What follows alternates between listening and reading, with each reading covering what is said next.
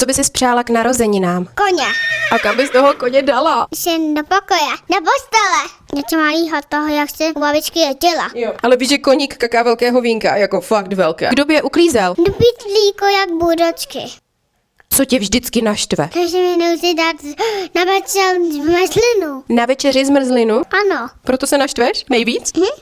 Co máš nejradši na tatínkovi? Oči! Jeho oči? Aj vlasy, aj zuby, aj uši. A co s ním nejradši děláš s tatínkem? Hlaju. Jdete tetátkem. Vy spolu hrajete na kytaru? Ano, já na melonový, tatínec hraje na velkou tetalu. My budeme mít kapelu. S tatínkem budete mít kapelu. Co se tu tady rozvídám? Jak se bude jmenovat? Tatínková hočička. To seš ty?